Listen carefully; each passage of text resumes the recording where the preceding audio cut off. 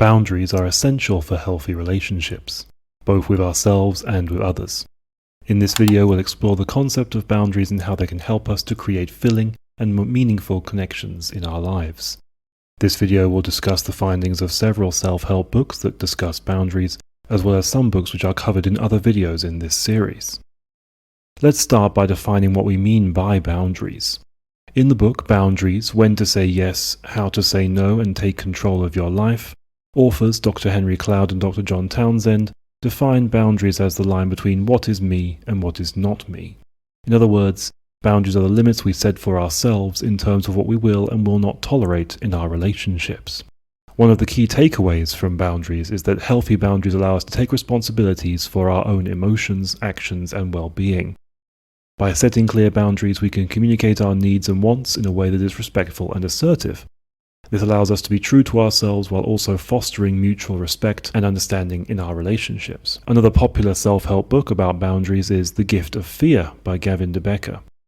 In this book, de Becker emphasizes the importance of trusting our instincts and learning to recognize the warning signs of potentially dangerous people or situations. He argues that by setting boundaries and learning to say no when our intuition tells us something is off, we can protect ourselves from harm and create a safer and more secure environment for ourselves. One of the key concepts in both books is the idea that boundaries are a way to love ourselves and others.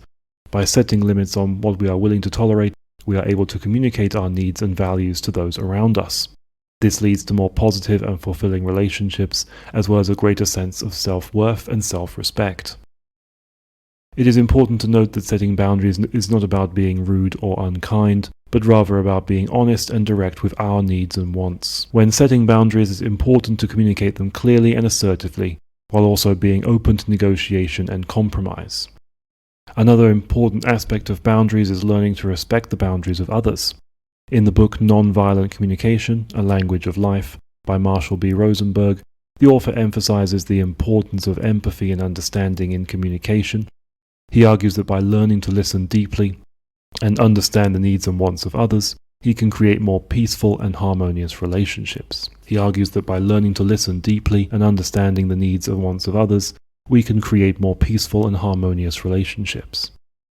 In conclusion, boundaries are essential for healthy relationships and personal well-being. By setting clear boundaries, we can communicate our needs and wants in a respectful and assertive way, while also learning to respect the boundaries of others. Popular self-help books such as Boundaries, The Gift of Fear, and Nonviolent Communication offer valuable insights and practical strategies for setting and maintaining boundaries in our lives.